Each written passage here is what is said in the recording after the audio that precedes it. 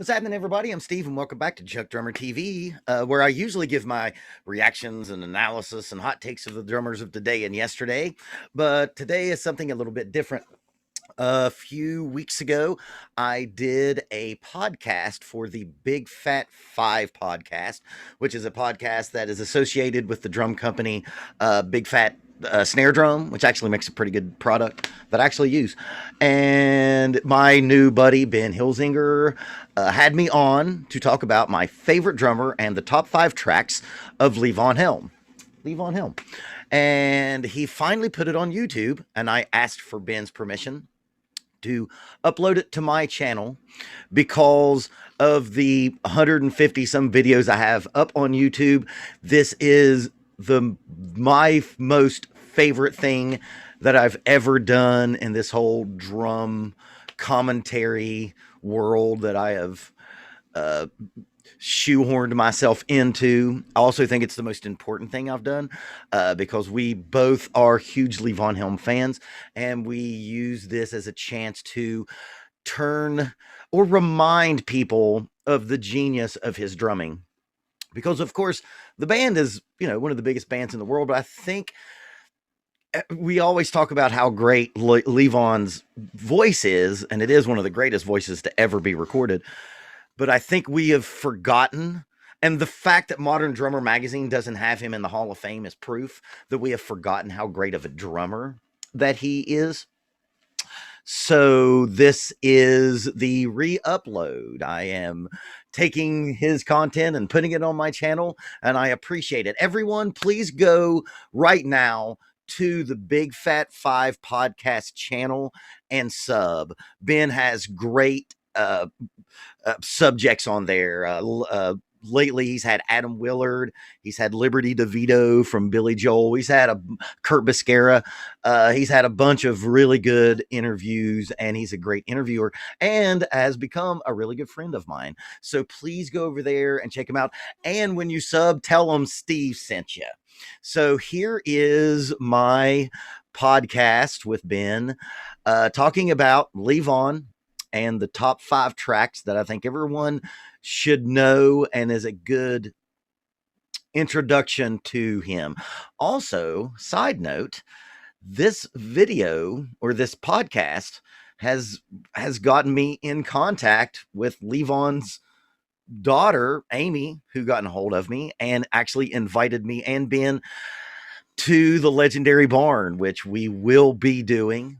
And also the other day, his wife, Sandra, left an amazing comment on the original video that I did. And I'm also going to link that. No, I'll put that in the description. I'll put the original video where I did an analysis of Levon. And that's what got me noticed by Ben. And that's why he had me on this podcast in the first place. So I hope you all enjoy it. If you're a fan of mine, please listen to this. This is just audio, because this is the most important thing that I've ever put on the YouTubes. This is the most important thing and my most favorite thing. So I hope you all enjoy it.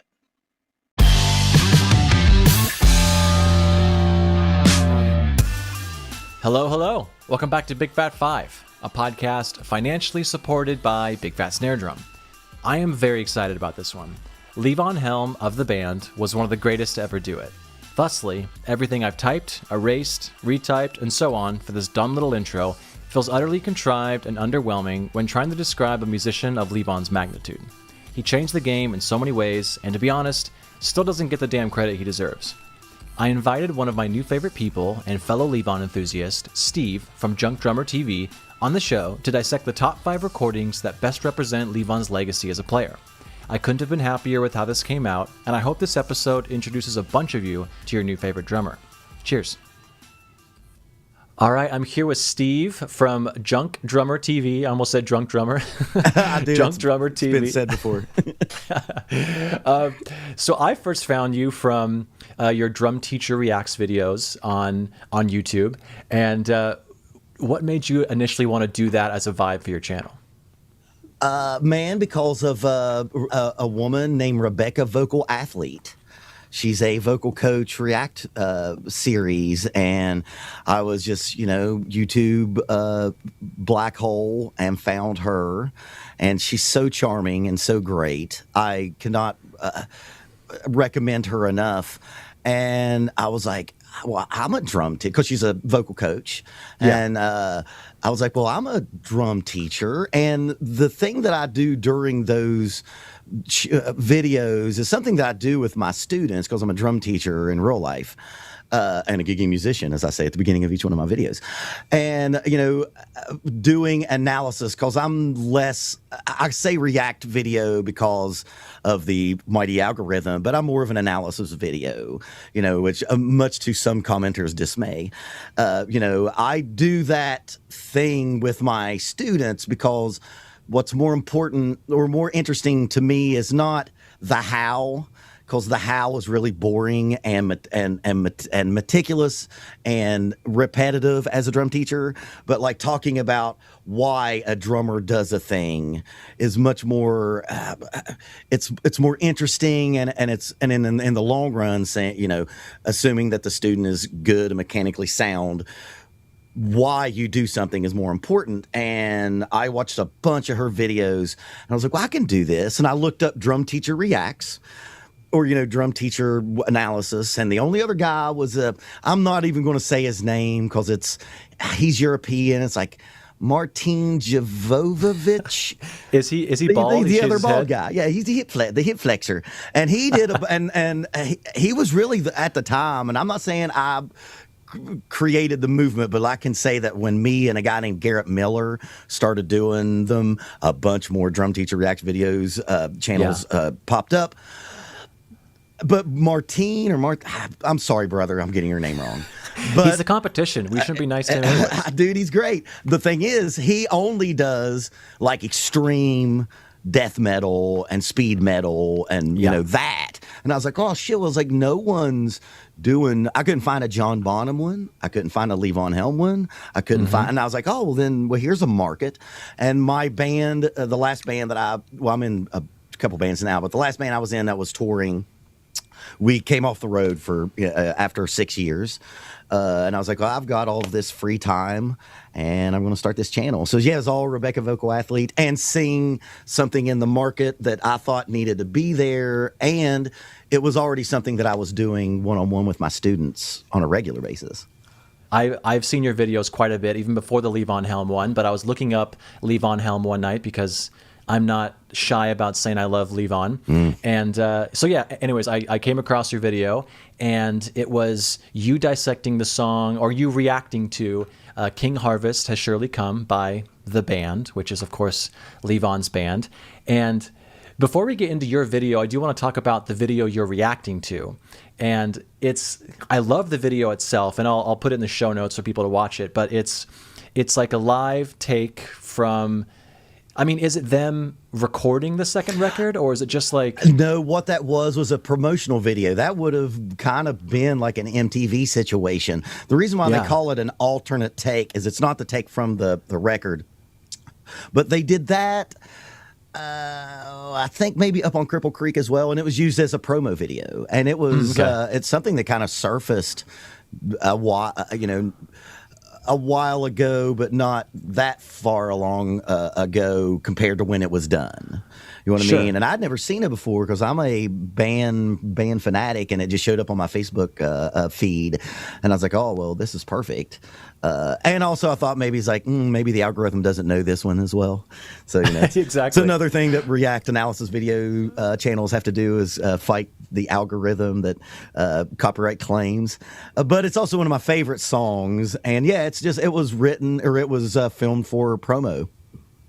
Well, I love it because there's this series called From the Basement, and they do a really good job of, while certain parts are being played, they do camera edits, so it's like, oh well, it's this keyboard thing, and they'll cut to that, and so as an audience member, you're aware of things that you might not otherwise know if you're just listening to it.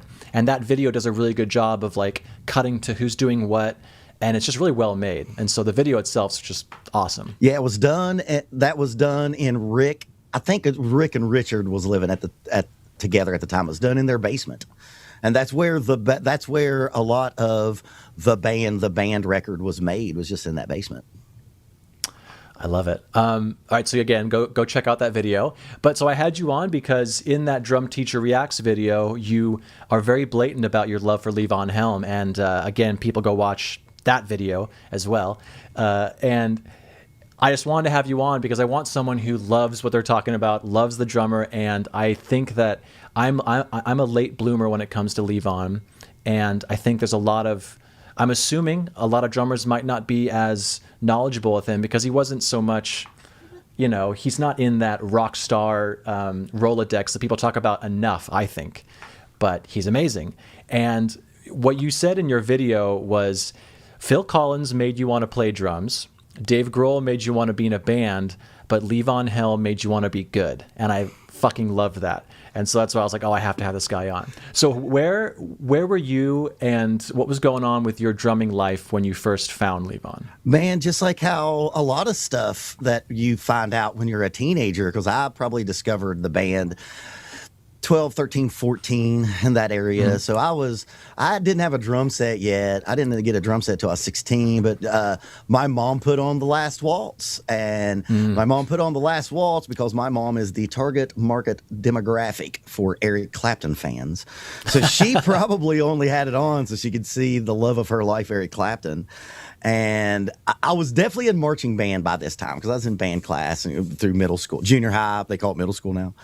And I just remember seeing this fucking handsome drummer with one of the greatest voices I'd ever heard. Because this, I'm a Gen Xer, so I was into the big four. I was Pearl Jam, Nirvana, Soundgarden, and I'm from the South, obviously, and I'd heard Southern rock and stuff that my dad was playing, but I'd never heard anything like this before. And I just remember like, who's this handsome bastard with playing the drumstick, because I hadn't switched to traditional grip yet. I don't think I'd ever seen it. It's like playing the drums like that, singing like that. And then they did those interviews with him, and it was the first time that I'd ever heard like a musician or someone who I thought was fucking cool as shit, like sound like me. Because, he was from Arkansas. He was from Turkey Scratch, Arkansas. His name is actually Mark Levon Helm. But over the years, like the Canadians in the band and just people just kind of like turned him into Levon. So his name is actually Lavon. But I remember being like, well, that guy sounds like me. And I'm a drummer and I'm from the South. And like when I heard him do Ophelia, I was like, this, because again, I was listening to rock music and I was a punk rock fan and I liked metal, and it was that classic like, oh, this is like a birthright for me. Like this is obviously Southern music. Later on I found out that he was the only Southerner in the band. Everyone else was, extreme Northerners being Canadians. Sure. And I was hooked. This was back before the internet, so if you wanted to get that thing and watch it again, you had to get it on VCR. So I definitely got a I probably got a dubbed VCR tape. I probably found somebody who had it and took my VCR tape over to his house and like dubbed it that way. The Last Waltz, if you don't know what that is, it is probably the most popular, greatest like concert film movie. Now, if you know what Levon thinks about that movie, it is pretty disparaging. It has everything to do with the dissolution of that band and the situation that went on in the music business side of it, because that's another horrid part about the band is here's this great musical group that got destroyed just like every other band that you love through the business side, where publishing wasn't where it was supposed to be, and maybe credits weren't handed out the way they were supposed to be, and nothing will kill a band more than those non-musicians when they get in part of the organization. The Last Waltz is their last show as the original version of that band, because of course they got back together later in the mid-90s. And they bring on all of the people who influenced them and that were associated associated with the band, except for Neil Diamond. He has no business being there. Even Levon says that Neil Diamond doesn't need to be there. And it's just a great movie. Here's the thing about it. It's all overdubbed except Levon. Levon is the only thing that's live on that track. If you watch it, and you can watch it with that eye, and if you're a musician, you'll catch it.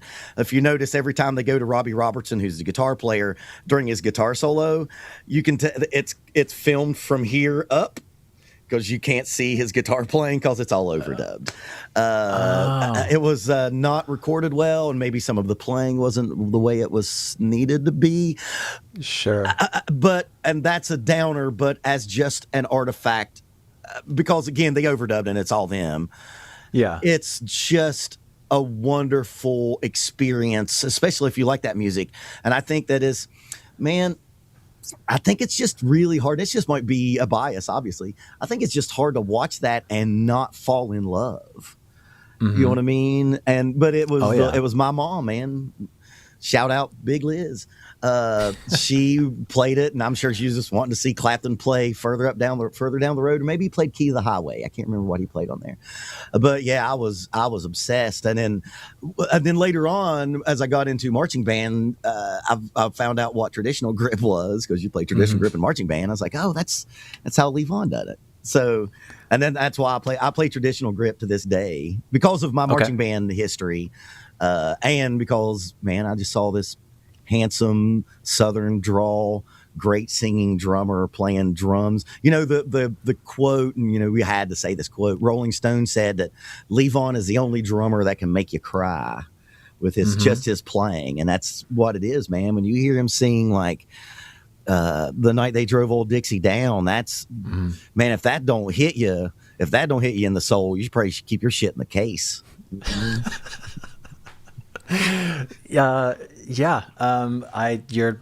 You're summing him up in such a beautiful way. I don't even want to add to that. So, so we had you on, or I had you on, because I wanted to break down kind of 5 quintessential recordings that Levon did that kind of sum up his playing, and kind of just a good introduction to kind of put his playing on a cute little platter for someone that might not know where to start with Levon. So you're the exact person I want to have on. So let's just jump into it. Okay.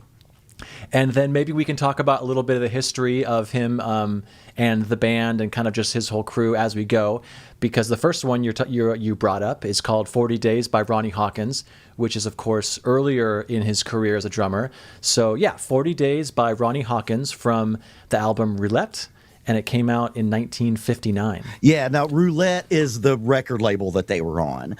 Okay, yeah, because it's kind of in parentheses in the thing. Yeah, so, that may have only been put out on a 45, as back in those days. You know, that's 59.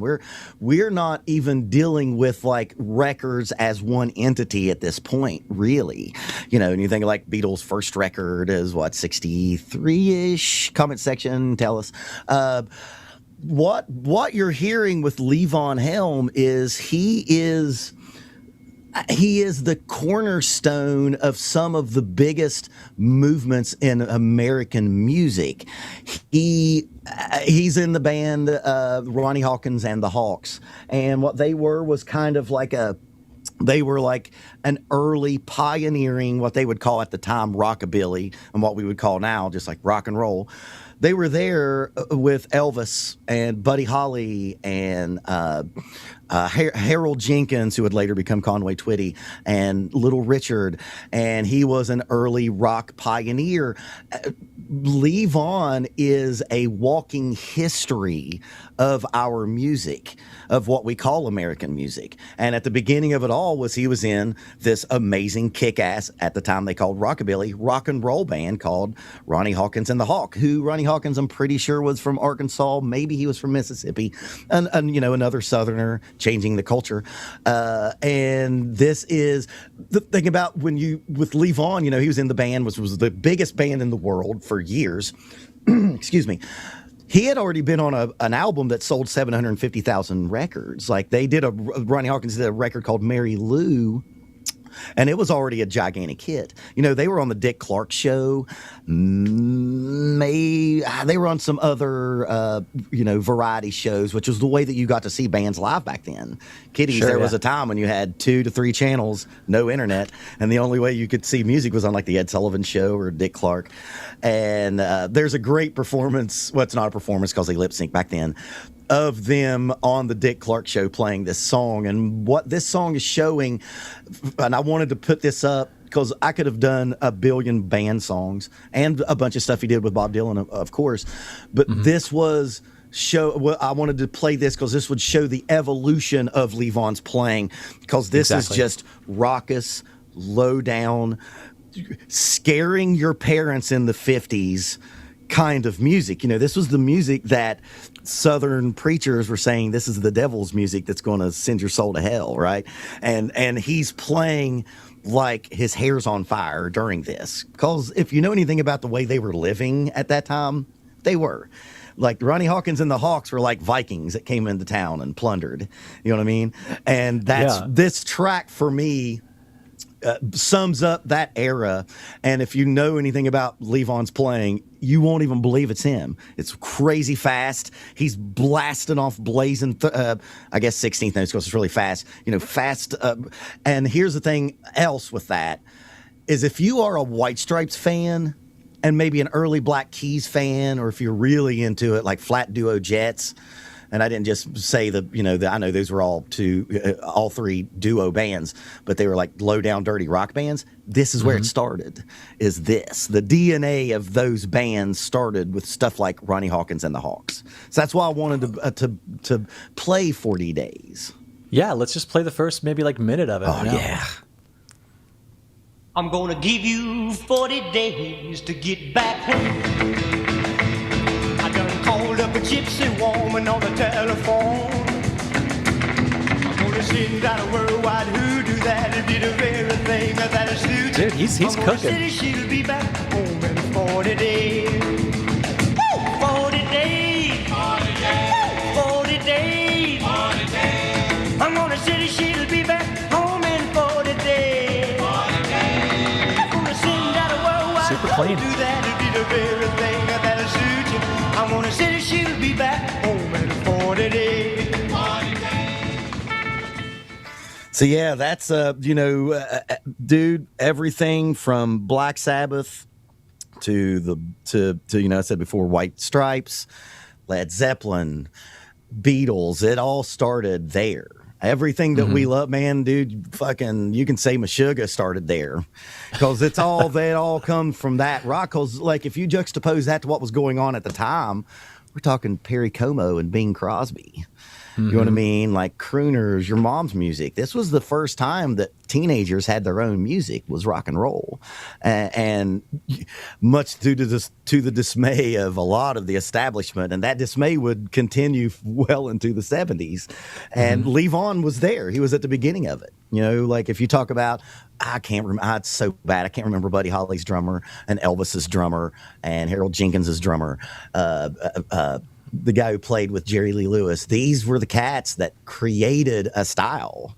They created rock music. And with Levon being from Arkansas and kind of being close to Memphis and Nashville, which was the birthplace of all the music that you love, all you Northerners and coastal people, you're welcome, because the South did all that. You know what I mean? Thank you. I'll say thank you. Yeah. That's where it all came from, right? And, Levon was living where Sonny Boy Williamson, who's a legendary blues guy, was playing a radio show every day or every week.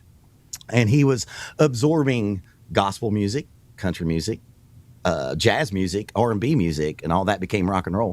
And he was the beginning. He was right there. And I don't think enough people, I think people know that, that they have like an abstract idea that Levon was in Ronnie Hawkins and the Hawks, but they don't kind of know it. They will know the one track that Ronnie Hawkins is on the Last Waltz, which them is doing, oh, damn it. Who Do You Love? Bo Diddley, the Bo Diddley song. Think the Bo Diddley beat. Don't. Levon was helped start that movement. You know what I mean? And then later helped Bob Dylan go electric. And then after that, he created a whole different movement with the band. This guy is one of the most important figures, not just that he's a great drummer and a great singer, and the band in general, but Levon especially, is one of the most important figures in all of rock and roll. Like if you talk about the Beatles changing everything, you talk about Led Zeppelin changing everything, you talk about Nirvana changing everything, Levon did that in 1957, 58, and 59. He laid that shit out for everybody. I'm so happy you're on the show, man. This is yes, people. If you don't know Levon, this is you're the kind of person that will get people into it. So I'm stoked. It's so funny too. You listen to those to that music, and the drums are so low in the mix. There's almost no low end, but the drums are still the driving force of the song. It's because he's that good. Man, he doesn't lo-fi, have to be turned up. Low fidelity. There's lo-fi beat makers that wish they could make shit sound that lo-fi right now. Exactly. You're dealing with two tracks at that time. You had a left and a right, and you mixed the band the best that you could in the room. And, for all you cats that have only slow tracked a record, if you don't know what slow tracking is, we're going to assume that people who are watching this are musicians and drummers. You record a track one at a time, so you get a nice, clean track that you can now mix later. These dudes had to be tight and good, and you played it until it all was good and right. And then even then, because tape was, they were recording to tape, was such a commodity that was not, everywhere. It wasn't like in big supply, man. You can't go in there and do 12 takes like you do on Pro Tools. You have to go in there and kill it at the time. And that's the problem with drumming, and I'm glad you brought that up. Drums didn't really have that high fidelity sound until jazz records always did, but see, the jazz records, you didn't have all that distortion to get through. Exactly. Right? So Rudy Van Gelder records with, jazz recordings, those sounded great, but an acoustic instrument is being blended with acoustic piano, bass, horns. They were still trying to figure out how to record electric instruments at that time. You know what I mean? Mm-hmm. And that's the reason why, because if you were to try to ape that record and try to play that thing note for note, it'd be really hard because you wouldn't be able to hear all the little details that he's doing. But yeah, you kind of just get it's almost romantic in the sense that you don't hear everything that he's doing, but you viscerally know that it's all coming from the drums. Sure. And yeah, and that's just, man, technology hadn't caught up yet.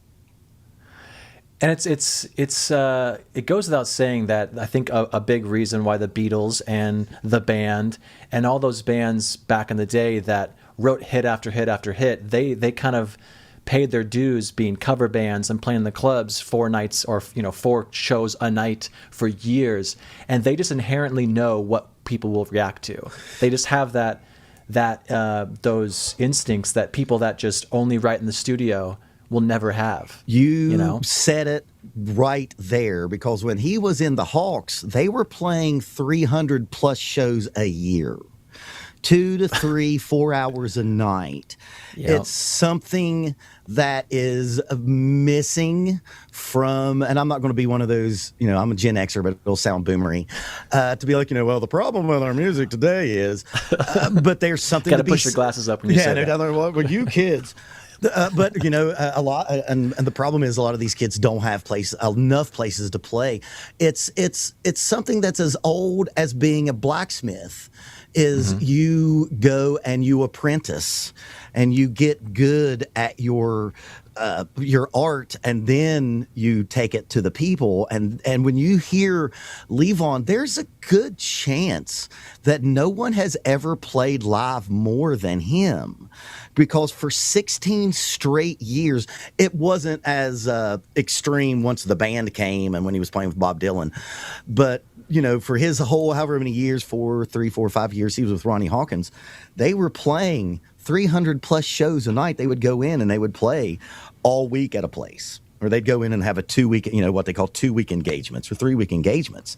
You just can't do that anymore. You can't play a gig every day of the year. It's a time that has passed. Even like the biggest bands in the world will go on a 40-day tour.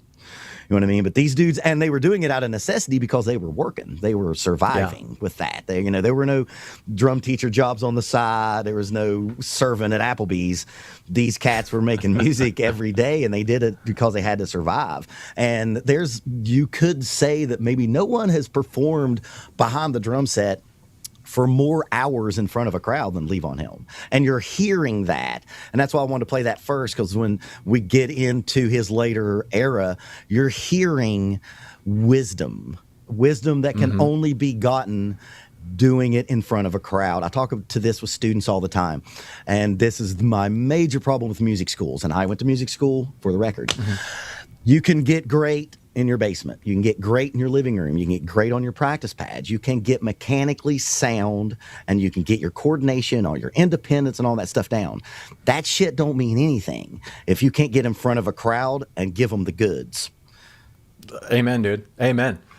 Let's move on. Speaking of live shows, number 2 is Life is a Carnival by, of course, the band, from Rock of Ages, which is a live concert recorded at the Academy of Music in New York. Came out in 72, but I think it was recorded in 71. Yeah. So why don't you take us away? Okay, so here's the thing. Last Waltz gets all the play, obviously. It's that movie was directed by Martin Scorsese. Every big name on the planet is on that movie. Van Morrison, Eric Clapton, Ringo Starr, everybody, right? Real band fans and real Levon fans know that Rock of Ages is the real shit. This is the real live record. This is my favorite. This and Waiting on Columbus by Little Feat are my 2 favorite live records.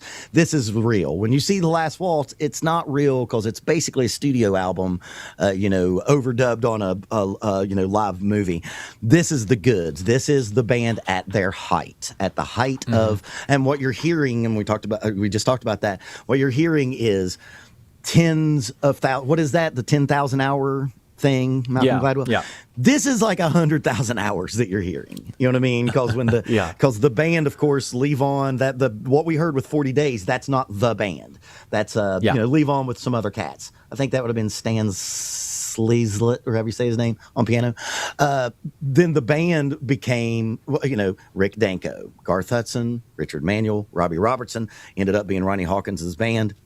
And then they played together there as a band with Ronnie Hawkins for another 100,000 hours. So these guys are the most pro live act on the planet. People always talked about at that time, if you read interviews with all these people, all these famous musicians who all adored the band, they all were telling you, you only got this good if you played live 10 billion hours. And that's what Rock of Ages is for me. It's a culmination of what you're hearing. And of course, this is the Black Magic verse. Because I've seen him play it. There's an instructional video, and he plays it on there, and I still don't know what he's doing. I know that the snare drum's vaguely on the 3. Yeah, I have to follow the bass drum going on 2. It goes duh and 2. That's the only way I can actually follow what's going on. So the and 2 tells you where the 1's at? Yeah, the vocals and the way that little guitar starts on 4 and goes to 1. It's geeky. I mean, we'll play the song, but everything is so not how my brain wants to hear it until the pre-chorus. Then I'm like, oh, okay. And it's that tension and release of that too, because when he goes to those 16th notes on the ride cymbal, you're kind of like floating over the beat, and you don't know where to bob your head. But then when he goes to the 2 and 4, and you're just like, oh, okay, there it is. And it's that tension and release thing that's wonderful. And it's black. I've always just said this verse is just black magic. It's like, I don't know how you do it. I call it the System of a Down effect, where you make the verses so chaotic that it makes the hook so much better. Yeah. Oh, dude, that's great. I love that. I may steal that. Please do. All right, so this is going to be Life is a Carnival. And we have talked about this for this exact reason on the show from last month, which is Where is the Beat? But this is the live version. We played the recorded version. So there is a little bit of a difference there. This is faster. It's a little more cooking. Yeah, all right. So Life is a Carnival. We'll play it all the way through the first chorus.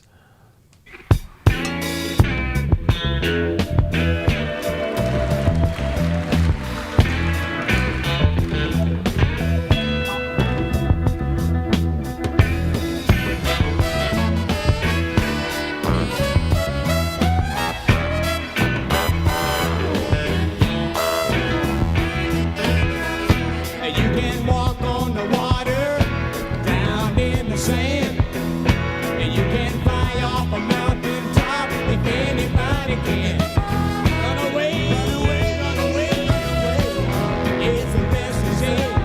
Look away, look away, look away, and you can turn the page. Hey, buddy, won't you not you're on the street. I got 6 on each arm and 2 more on my feet. Life is a carnival, believe it or not. Life is a carnival, 2 pigs a shot. I mean, come on. Dude, there's been the thing about the band is they have spawned a million people trying to do that, like trying to capture that, dude. There's so many shitty Genericana bands out there that are trying to do that. Like, sorry, fellas, y'all can't. It's not gonna happen. Just use it as an influence and put it as an ingredient, but don't try to do that because that's that kind of tune right there isn't. Man, I don't think that you can just have like that Nashville system where like we have singer-songwriters and here's a demo and here's 5 cats get in the room and make this song. You're not going to do anything like that. It's too intuitive. The playing is too intuitive between the players because they've played a billion hours together. It's music that's almost impossible to make because you can't put the hours in to be able to get to that product. 100%.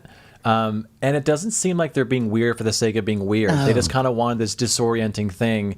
And yeah, it doesn't sound like it's like postmodern, like trying to be. Well, that's the thing. I mean, dude, that's a wonderful way to get into. When you think about the band, that's 60. That's on Cahoots.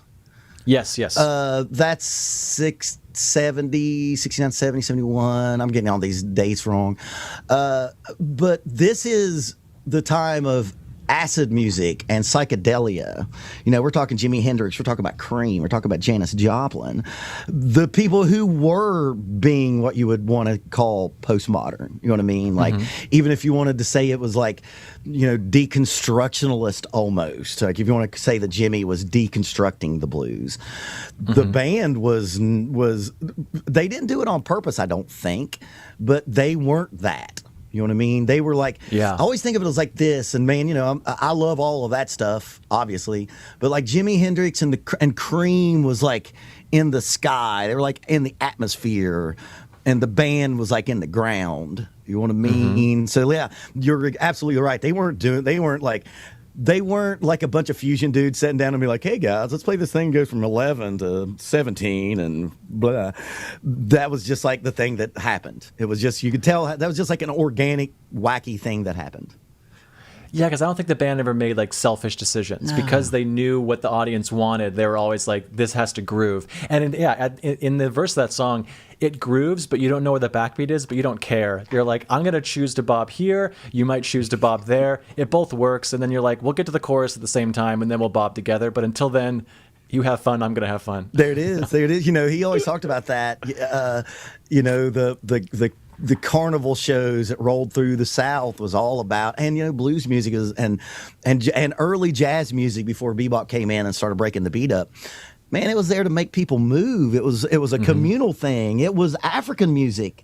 It was that idea. You know what I mean? Like, you think of like Ghana High Life and shit. That stuff is for the community to connect and to groove together. You know what I mean? And the thing is, they were intellectual, obviously, but it was that visceral. Hey, we all worked hard today. Let's get together and let our hair down a little bit and kick our feet up. And that was at the beginning. That was, at the center of everything they were doing.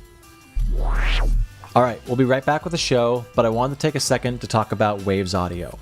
This podcast would take me so much longer to edit if it wasn't for the Waves Vocal Writer plugin.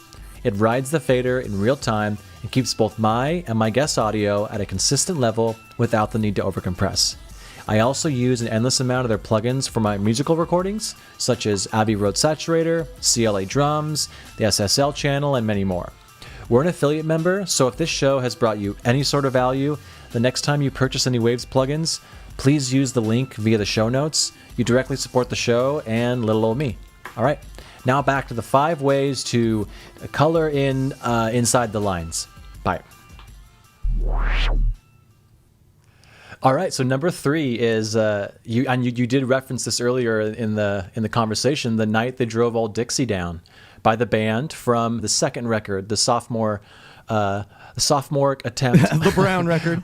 Exactly. Yeah. Exactly. The one that it's a self-titled. It's just called The Band. The first record is called Music from Big Pink, but the second record came out in 1969. And yeah, The Night They Drove Old Dixie Down. This is their pinnacle. They had great songs that happened after this. And, if you hear Levon talk about it, he really felt that the apex of their creativity and innovation was those first 2 records.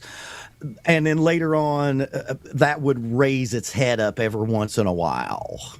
Mm-hmm. I like music from Big Pink. There's a lot of ballads on there, and not even their best ballad, because I think, in my opinion, their best ballad is "It Makes No Difference." But The Band is a flat out fucking masterpiece. If you're going to talk about top 10, top 20, top 30 records of all time, that is it. It is the record that changed the game. It ended Cream. Eric Clapton heard that and was like, oh, and his exact quote was, "The band has made Cream obsolete." That's the exact quote. You know what I'm saying? And poor Eric, man, he a lot of times he was running into greatness that was better than him, and it was fucking his head up, because Jimi Hendrix almost made him quit playing guitar. Oh my God. Yeah. Yeah, because Jimmy came on stage with Cream and laid and blew him off stage. And it's a real famous story. Like British royalty was there and they all saw it. The band was what we can almost never have anymore. I think Radiohead is the last thing really where the critics and the crowd love it the same. Mm-hmm. It's the critics could not heap enough praise upon this, and the crowd could not get enough of it. And the band is a fucking masterpiece. If you are a musician, and I don't care, because I'm in a metal band, I play in a stoner metal band. I don't care if you're in a prog band. I don't care if you play in a country. If you don't know that record, you're missing out on a lot of information that you probably should have. So this song, "The Night They Drove Old Dixie Down," technically it really shows some of he wasn't like a legit learned drummer, although he did go to Berkeley later on. But you're hearing these beautiful buzz roll crescendos that come when that chorus hits, it hits as hard as anything that you've ever heard. Here's something else, another technical thing about him, and you'll really hear it when we listen to Look Out Cleveland. He didn't really play a lot of big old crash cymbals after his drum fills. I agree, yeah. He had this, and he wasn't a jazz player, but we do know that he was very jazz influenced and loved jazz players. They talked about they were huge Cannonball Adderley fans. Jazz players will do, comping, play a jazz fill, and not do the big old, here's a big old crash on the one, right? Yep. And Levon very rarely did that, and it made the next section, because, I always tell my students that, a crash cymbal is like kind of the big letter at the beginning of the sentence or the punctuation at the end. It introduces and ends.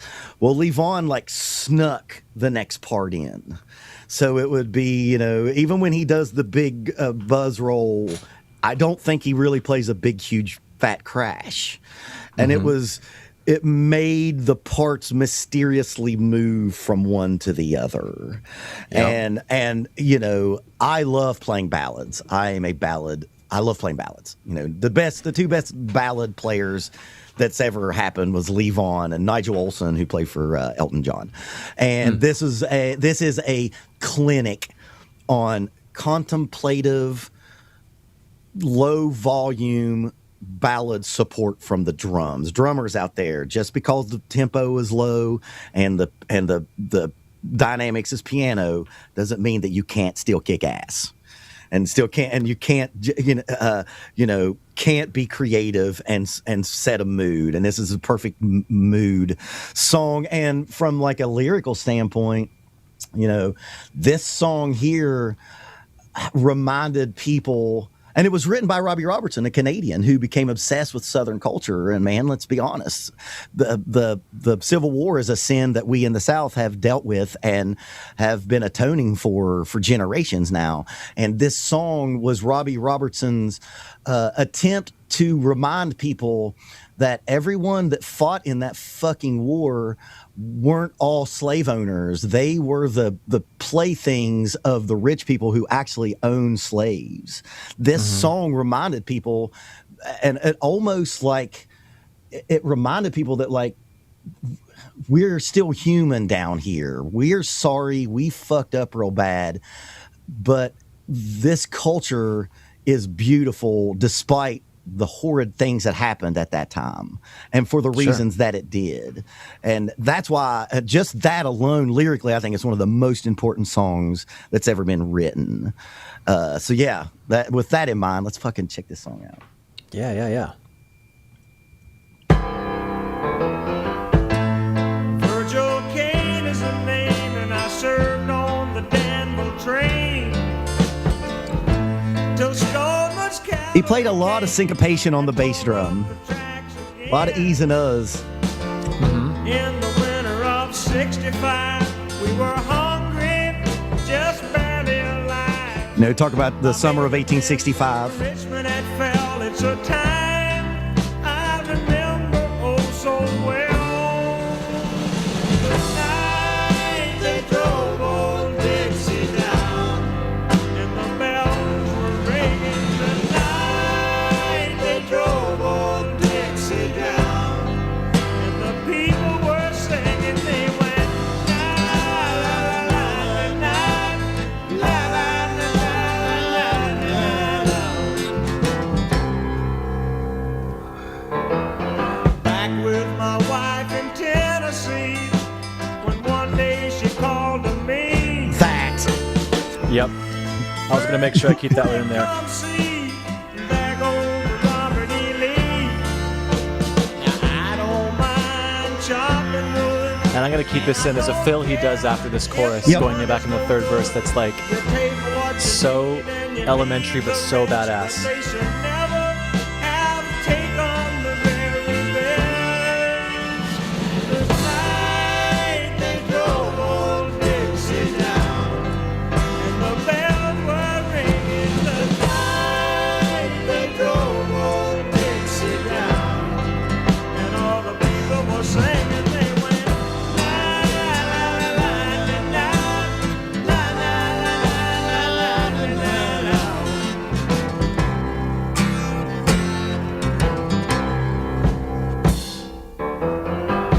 Like my father before. So good. If that so don't, good. man, if that don't move you, you are dead inside. You need soul help. If that don't Yeah. hit you, man, I have, man. What an admission to put on YouTube and podcasts. Remember all the podcasts that you can find us. I've cried so many times that fucking song. That Sure, man. I've cried to that song because like it hits lyrically, man. It humanized. It almost. Obviously it didn't, but it almost healed wounds that were at that point 100 years plus. You know what I mean? Like it humanized the South again, and it was like, oh, you all are just misled by terrible people for a little while, but you're still good. You know what I'm saying? That's as much as the drums are great. How great is it him invoking military drums during that chorus? 100%. You know what I mean? You can hear like, oh, that's the military side slung snare drum going into battle and such, man. It's it's one of the most important songs that's ever been written. It's just his vocal track is Robbie Robertson said that he wanted to write a song that Levon could sing better than any song that's ever been sang, was his quote. And he did it. That's writers out there. It's very easy to just write inside of you. But if you're in a band situation and you know how to utilize the members that you have, now you're cooking. And Robbie did that wonderfully. He knew that lyrical content would connect to Levon on, like a DNA cellular level, and you can hear it. You know what I mean? Yeah. And we can't go without saying these next two tracks and this one. This is a sound of a band in a room working together and recording that live. There might be some overdubs. I think there's maybe some horn overdubs at the very end by Garth. This is a band playing that shit live. There's no click track. There's no nudging notes. There's no cutting and pasting. Those are cats. This is truth. This is truth at its. And I'm not saying that if you do those things, because I have to, that those can't Me be too. true. You know what I mean? I got a session tonight. I'll probably do a little nudging. Totally. You know what I'm saying? Little nudge. A little nudge here and there. If I have more than 3 or 4, let's just recut it again. But like 1 or 2, Sure. Come on. Yeah. We can do that. Back then, you just did it again. And you did it until you got that magical take. And I've made records like that. The best records I've ever made was made like that, where it's, you're in a room, you got 4 or 5 cats, and you're working towards a thing. And maybe you messed up this take. Maybe you have just a little bit of a mistake in this one take, but the sum total is enough to deal with that. You hear that in Led Zeppelin tracks all the time. Yeah. There's some questionable drum fills at the end of the ocean, but they kept them because they were playing live. Sure. That's what you're hearing right there. So bands, if you want to get to that kind of greatness, try to do it. Try to do that. It's going to be hard, and it's a lot more work, but it's worth the effort, because this is what you get. You get the mojo of you playing with the band together. And I always think of it like your notes are rubbing up against each other, and they're forming by osmosis. And that's what you're hearing with these records. I think that's a big part of the magic that happened back then. And I know I've referenced them now a few times now. That's why you like the White Stripes. That's why you like them. That's live, real shit. Him and Meg playing that stuff. And and we need to get more of that these days. And I'm happy you brought that up, the potential for needing nudging. This performance isn't perfect in the way of, like, in that first chorus, before that, the bass comes in a little bit before that crash cymbal, because Levon's doing such a just like an even buzz roll that I'm sure he's like, where's the one again? But the fact that even when the band sounds a little loose, and then I'm sure you would agree that vocally, I don't think they all sat down and was like, we're going to sing this note this long. It's like some of them are kind of coming in a little bit, extending notes a little bit longer. That's gospel singing, man. That's what gospel exactly. did. Even when they're quote unquote loose, it sounds like they're one cohesive unit because they are. Yep. And man, I preach that too. And I've recorded my share of stuff with a click track, and every time I sit down behind a drum set, I use a click track to practice, even if I'm just jamming and improvising. Sure. But man, that's the best stuff that you like. It breathes. There are no perfect circles and straight lines in nature. Right. So that stuff, like, man, Hound Dog, it's one of the most important songs ever recorded. Yep. Right. Those drum fills speed up all bunch and then settle it back down. Now, you got to have the wisdom to know when pushing and pulling and being artful with it and just speeding up and slowing down. It's a tightrope walk, and Levon on that instructional video, he's like, I don't, even like made a little thing and little quip, little needle was like, yeah, some producers with their click tracks. The click track is when I use a click track, I use it as a reference. I don't try to nail it.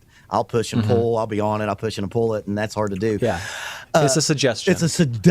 Yes, Ben. Lovely. It is. It's a suggestion, because if now with the technology, we don't need you to play if you don't want to. You can just have a computer play exactly what you want it, and it'll be dead on the time.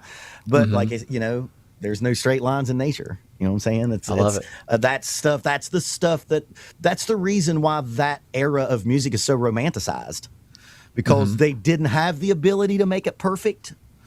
And they didn't worry about it. And as long as as long as it feels good, who gives a shit? If it makes your insides feel good, that's all that matters at the end of the day. No one gets a trophy for perfect notes at the end of your session. No one gets here's your trophy. You nailed every note perfectly and everything's in time. Nope. It's do you make yourself your insides feel good, and can it make someone who's listening to it feel good? That's all that matters. That's it. All those paradiddles we practice, all those double strokes, that shit don't matter if you can't make somebody feel something. So many good one-liners in this podcast. I love it. Welcome to the South, baby. No, I love it. All right, so the fourth one is, a groovy. This is just the filthiest track. Up on Cripple Creek, again by the band from their self-titled second record called The Band. And so Up on Cripple Creek. Do you want to just play it first, yes, and then we can talk about it? Yeah, let's just get that groove going right away.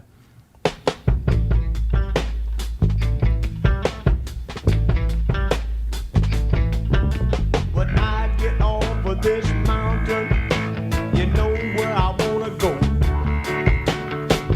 Straight down the Mississippi River. Those keys, so good. Garth Hudson. The Lake Charles, Louisiana, little Bessie girl I once knew. And she told me just to come on by if there's anything that she could do. Up on Cripple Creek, she sends me if I spring a leak. She mends me, I don't have to speak. She defends me, a drunker stream if I ever did see one. Good luck had just stung me to the racetrack. All right, let's stop it there so we don't get sued. Yep. All right, let's go. Man, I always think of this as like it's not the best description. It was the best way I've been able to describe it. It's like it's a soft funk. It's funky as hell. Like I think a lot of people, when you say funk, you may immediately think Steve Jordan, and you should, and that's hard slamming.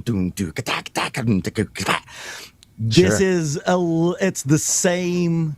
It has the same DNA, but the eye color's different. Like it's he was a big New Orleans fan. Like when he's playing that 1E a 2, he's not going 1E a 2 on the bass drum. Is right, swung like crazy. And if you put a metronome on that, if you tried to beat doctor that, you would destroy that tune. Right, it would just be destroyed. It's the big thing right there, and it's the thing that I have made quite a few pennies and dimes on, is that left hand broomp. You know what I mean? That just that dragging into the next one, and almost like doing a drag and almost dragging as well. It gives it that lope, and that lope is New Orleans as shit. Like that's as New Orleans as you get. Oh, it's so good, man. I have so enjoyed getting ready for this, because when you texted me about it, I was in the middle of students. I was teaching, and I was like, fuck yeah, sure. Yeah, Ben, I'll do fucking Levon Helm. And then later I was like, oh, damn, I got to make sure I got my shit together. And well, you do, by the way. I've been listening, I always go back to Rock of Ages and the Brown album, on a regular rotation. But I've been just delving into it. And I really can't wait to play tonight in the studio, because I'm going to that stuff's in me right now. And it's the best. God, I love that song so much. Yeah. And this is a good example of, something that he does in a few songs. There's actually two things I'm going to say, which is because of course he's singing. I'm not sure if we've made that clear. Oh yeah, he's the vocalist. He's a vocalist in the band too, and singing at the same time. Exactly, and he does this thing where he'll end his fill or his groove on an and at the end of a vocal hook. Da-do-ga-do-ga-da. Bum. He also does it in the wait. He just kind of ends on this disorienting and, so it kind of lets the vocal kind of linger for a second, and then there's always like a pause in the songs I'm referencing, and he does this little fill before it goes back into the verse, and like the 3 or 4 times they do it in the song, it's always a little bit of a different variation. Like one of them's like da boom boom, and then the next one would be da boom boom, or da boom boom. it's always a slight one. So when you're listening to it and you're air drumming in the car, you're like, oh, this is the third one. He does this. And then when you get it right, you're like, yes, I know the song now.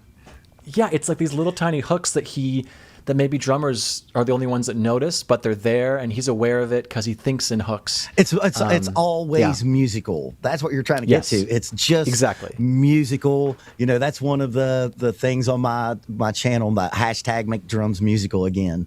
It's because I want to hear more drums like this. You know what I'm 100%. saying? Like, I want to hear that more. It's just it's playing drums with the only modus operandi to make the song as great as possible and to not worry about getting your shit in. You know what I mean? Like, there's no crazy chops going on. There's no crazy 4-way independence. There's no 17/6. This is just making that song as good as it possibly can, and that's how you get the gig. That's how you get them gigs, man. Ben, the more I look at you, the more I see you look. You could do the biopic of Levon Helm. If your hair was that's in my future, dude, I am so into that. It needs to be a little lighter, a little blonder. Yeah, dude, you totally. Looks like Levon Helm. That's crazy. That's the nicest thing anyone's ever said to me, Steve. I'm gonna send you some vests. I'm gonna send you some Chelsea boots. We're gonna hook you up, man. Well, I was gonna say one of my favorite drummers, and I was lucky enough to tour with them, is Jesse Congos from the band Congos. And in that band, they all four sing, all the brothers. And watching him play every night, and he sings quite a bit of the songs, you don't realize how little you have to do as a drummer until you're singing the songs. And I think that's a big reason why Levon was so musical. It's because he knows when you just need to hold it down, because he never gets in the way of the vocals.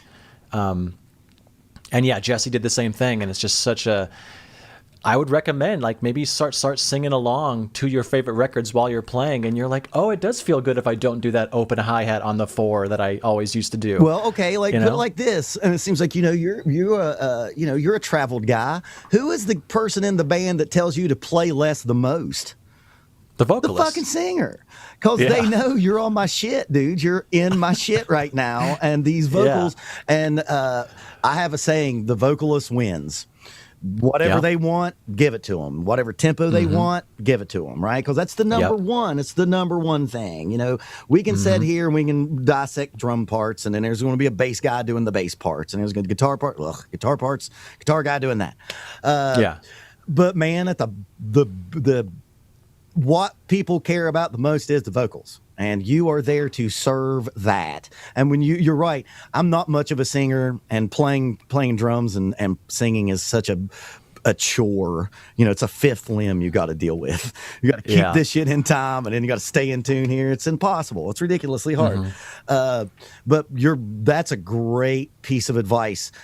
Sing along, so then you can role play what that singer is dealing with. And that will, again, allow you to be more musical, because, you know, your mom at the house listening to the song that has enriched her life gives two shits about your drum fill. You know what I mean? They want that vocal to hit them. Yeah, that's great, man. I'm stealing that too. Please do. This is all free, man. Sing along so you can hear what the vocalist is doing. Yeah. All right, so last one is Lookout Cleveland, which, again, you said you wanted to talk about a few things from this track. But again, from the self-titled album, The Band, 1969, the Brown record. So go ahead. Man, I wore my band played a lot in Cleveland. Shout out Cleveland and your closed down factories. It's such a weird town. I would play it on repeat on the way, because I always drove the van. Which I found out through the video. I just read his autobiography that he always drove all the gigs in the early days. That makes sense. It's such a drummer thing, right? We want to be in control of everything. We want to control the tempo, the volume, and we're going to drive the car, right? The heat, the air conditioner, what's on the radio. And I would play this on repeat, and it got to the point where, like, we started playing it. I was like, well, fuck, we played Cleveland, 4 times this year, so we'll play this tune. Sure, yeah. It's the one song where you really hear him punctuating crash cymbals. I wanted to add this in So you can hear him play a little bit more what you'd think of a traditional drum fill crash, big boomy crash at the end. What I love about this is the way that it's basically two genres. That verse is basically a country song that just smashes into this big rocker when they're singing about Cleveland and Houston. This is one of my favorite songs. There are songs by the band. I know it sounds like I'm just a sycophant. There are band songs that I don't like, but you know, but dude, this one, it just hits, and it's just that they hated that label country rock. They hated it. Like Tom had that really famous cover of them, you know, drawing as caricatures, and it's like the new kings or sounds of country rock or whatever. And they hated that. They had all that stuff in there, but this song is as country rock as it gets. It's a country verse banging into this just kick-ass rock chorus. Cool, let's just play it. Richard Mandel on piano. Starting with the chorus first, which is kind of atypical. Storm is coming through, and it's running right up on you. Look out, Houston, there'll be thunder on the hill. Bye-bye, baby, don't you lie so still.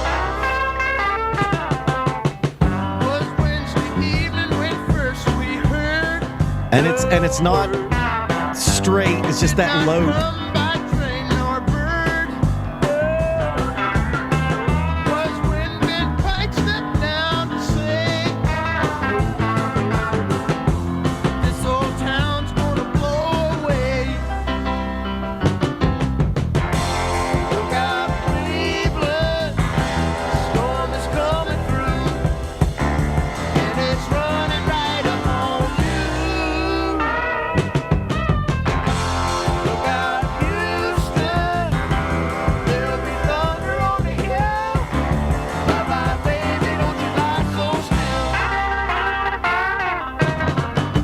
So good. I hear some Elton John, some of those piano up, I guess, ascending chord progressions. I can see how maybe Elton John kind of ripped that off later in his career. You know, he has a song called Levon, and it's about Levon.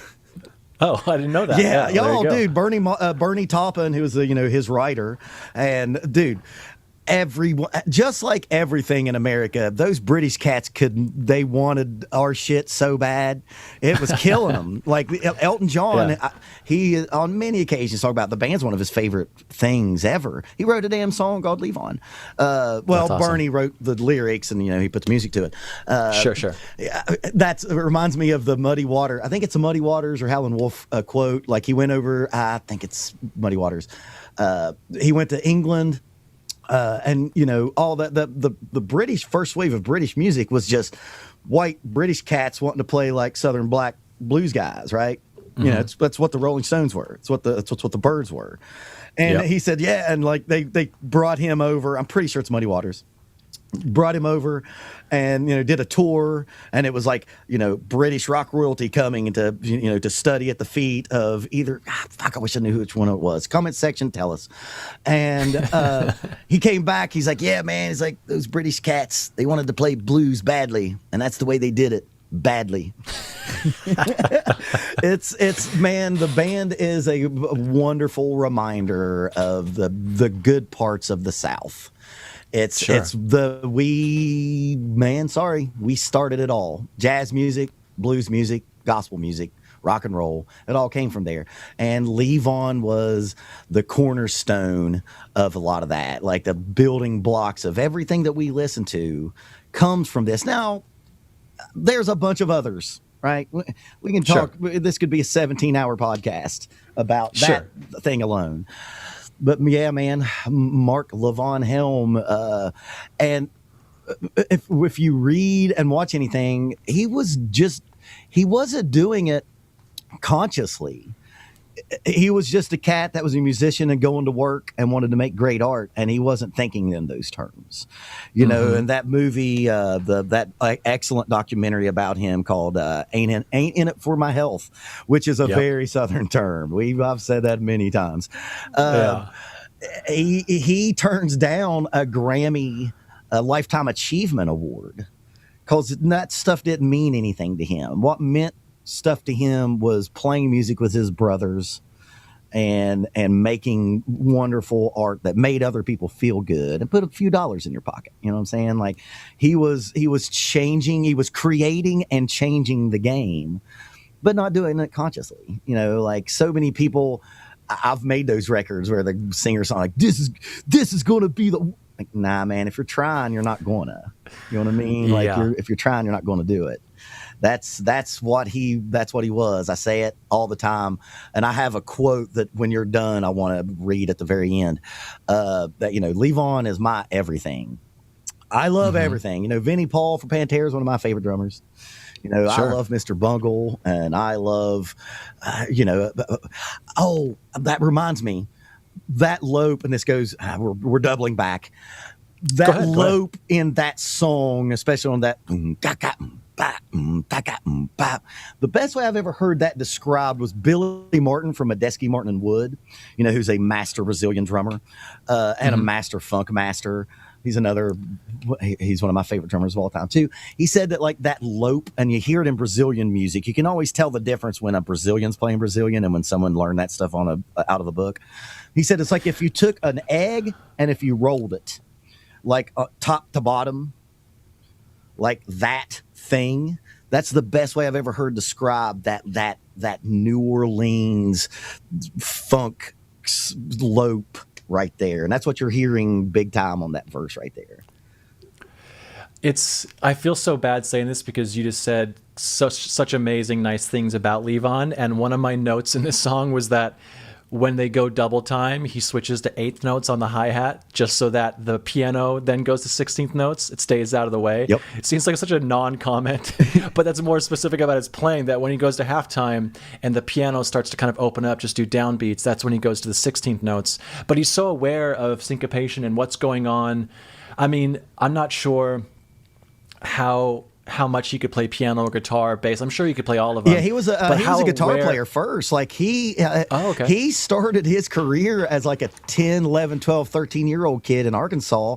Him and his sister playing a one-string tub bass and him playing guitar and them going and doing like 4-H competitions and stuff. This cat had been performing in front of people since he was like 12. His first thing was guitar, and he played mandolin, obviously. He played bass on one or two. Oh, of course he played mandolin. I knew that. Yeah, he played bass on one or two tracks, I think. Like the tracks maybe where Rick Danko was playing fiddle and John Simon wasn't playing tuba, because the song Rag Mama Rag, there's a tuba bass line on that, and you know he's playing mandolin. That's a good one right there too. You know, I play this much bass and that much guitar. I think it's important for drummers to know another instrument so you can think in those terms. You can always tell a drummy drummer, drum-centric drummer, drummy guy. You know what I mean?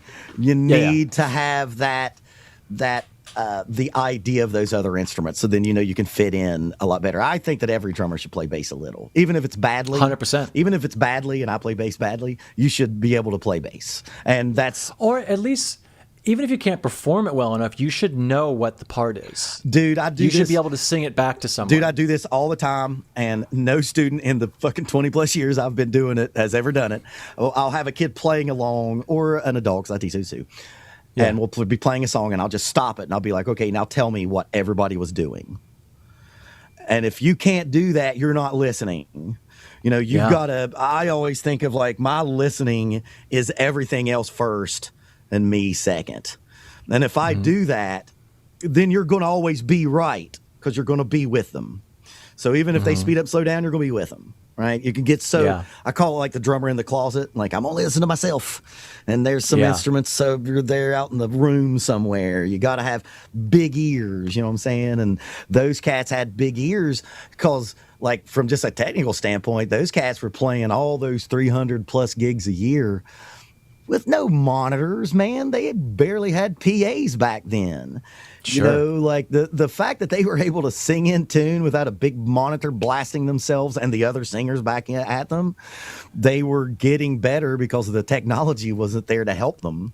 You know, every time you sit down, and if you're a singing drummer and you can tell the sound guy, hey, give me the other singer's in the Monitor more, those cats couldn't do it back then. So they had to be better, when the technology. Can you roll off some 7K in my snare? Yeah. It's like, what?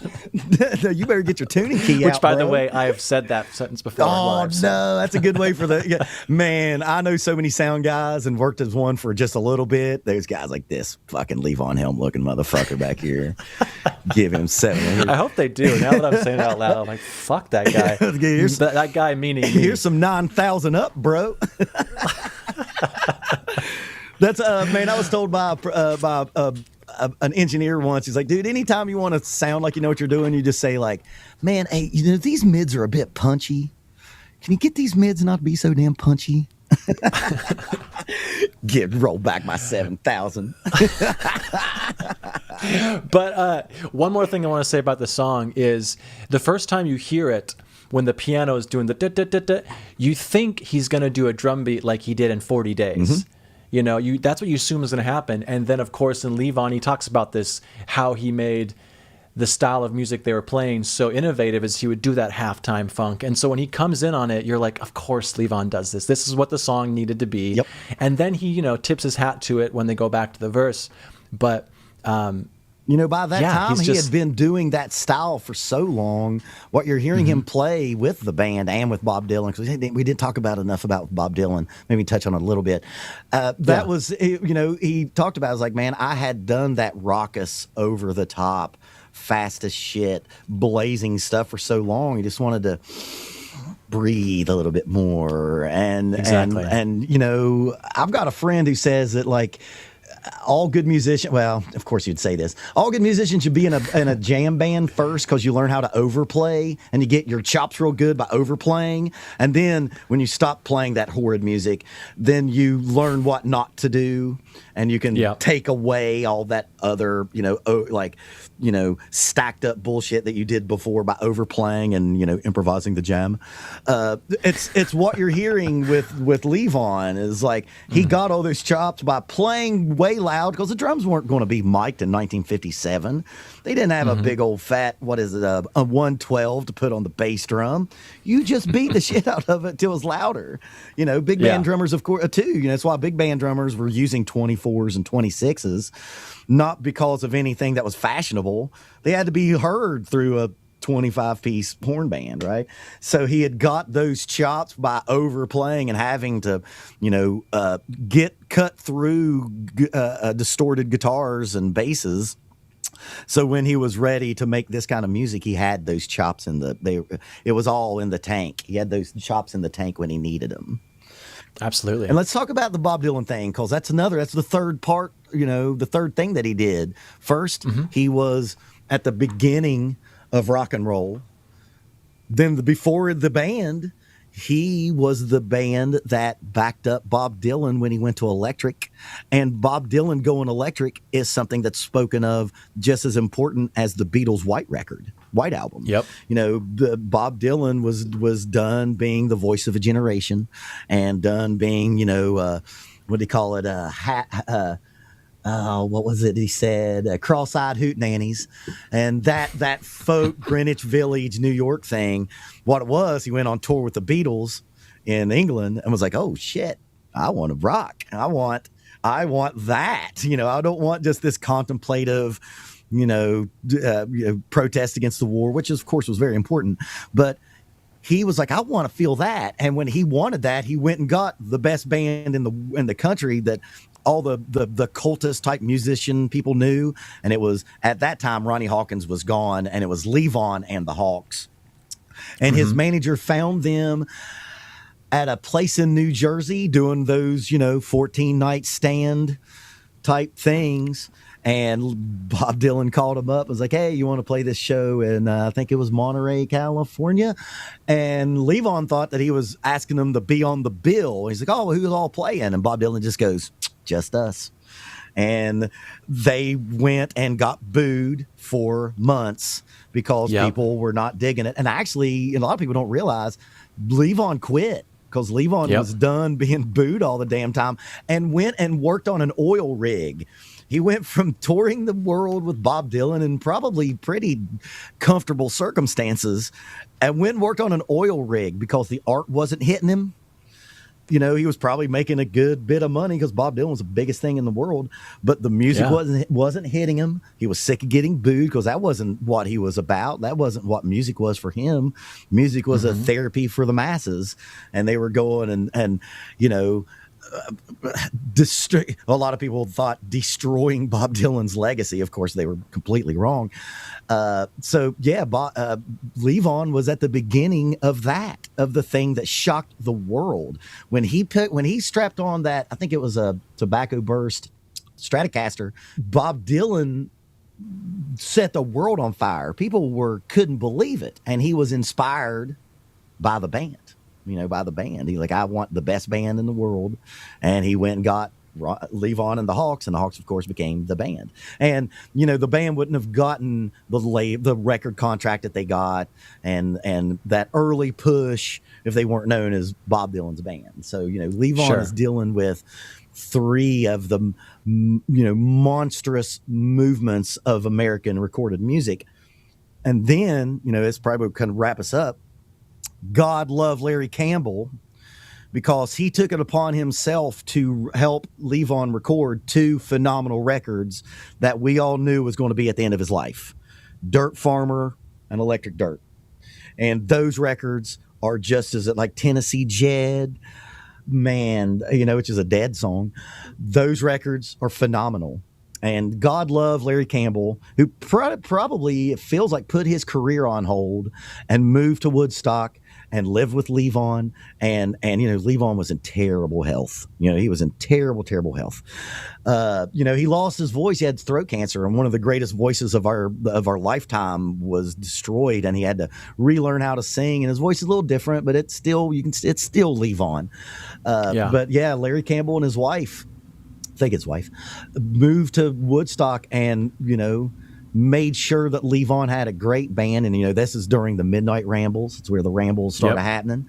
And people were making pilgrimages, and it was so, I'm trying not to get choked up. It's so beautiful that all these people that he meant so much to would go out of their way to go up there and support him. Because, I'm glad we didn't get into the business side of this, because Levon really got fucked really hard on the music, on the business side. And he was doing those rambles to pay the rent. And that's a fucking criminal fact. And if that's not telling you how fucked up the music business is, that Levon Helm had to scrimp and save at the end of his life, then there's no other story that will convince you that the music business is weighted in people's favor. And it's not the artist, I can assure you. But, Larry Campbell made sure that those rambles went off.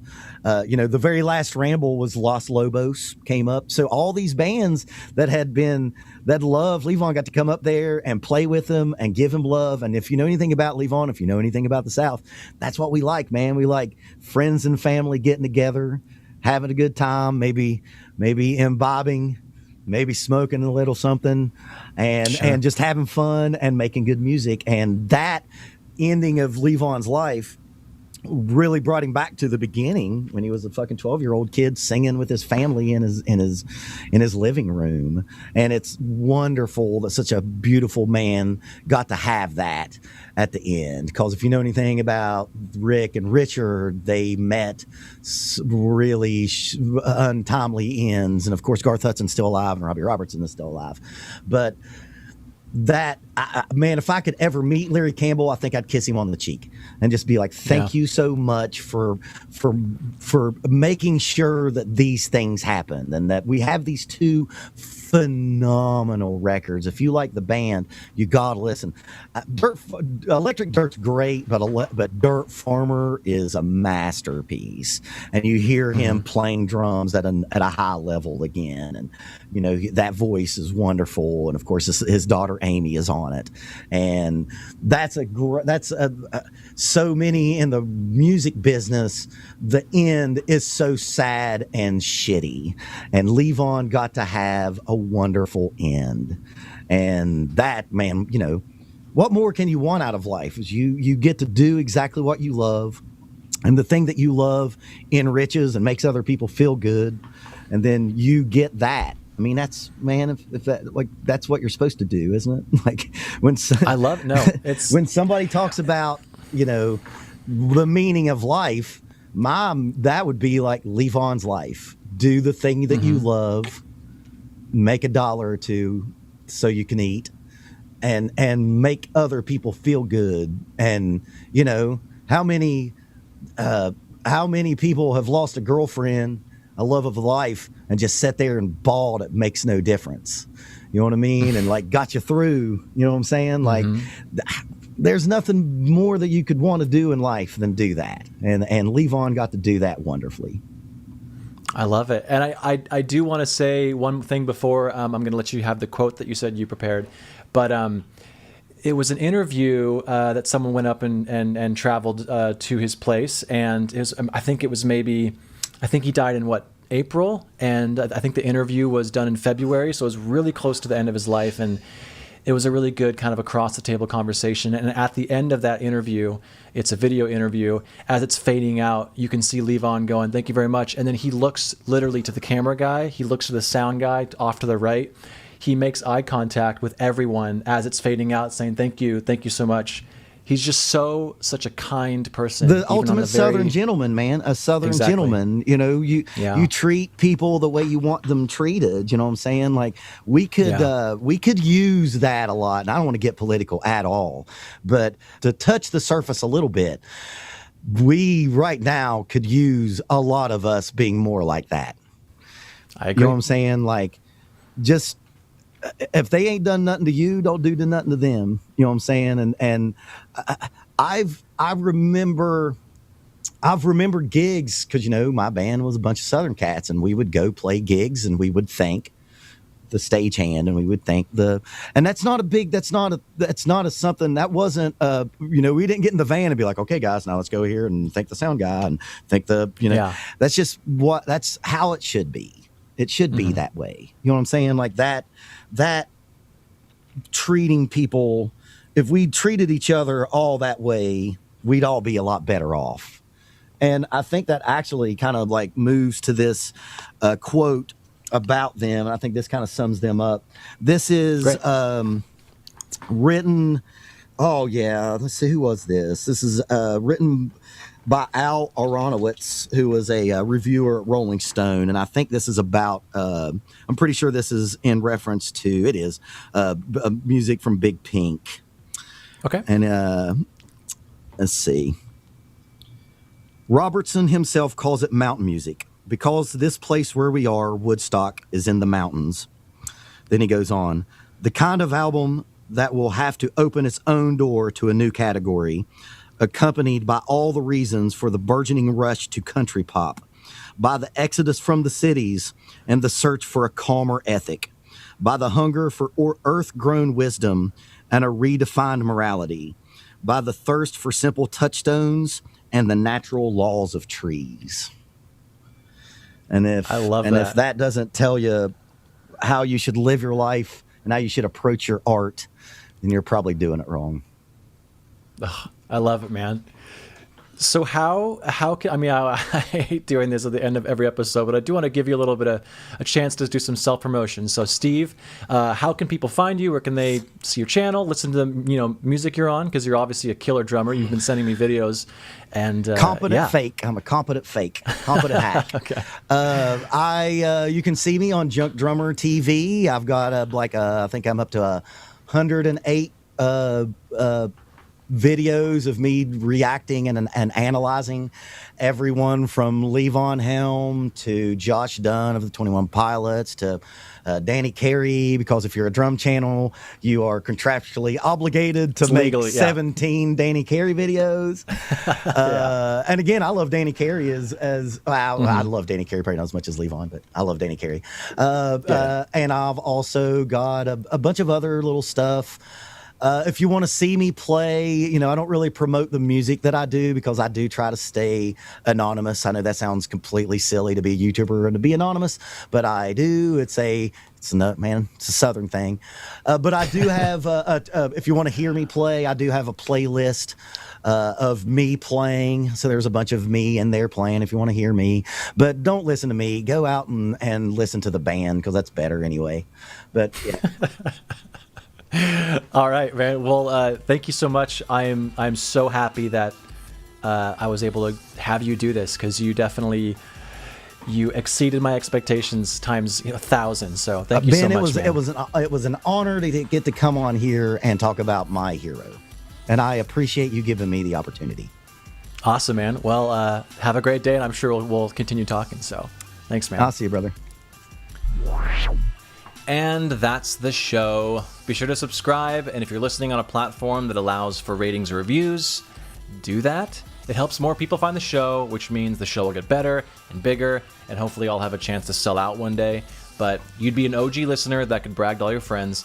Anyways, also, why don't you go ahead and check out bigfatsnaredrum.com and follow us on Instagram, Facebook, Twitter, and all the socials. Just search for @BigFatSnareDrum and you will find it. This show is edited in part using Isotope RX8 audio editor. It's amazing, so go check that out at isotope.com. Bye.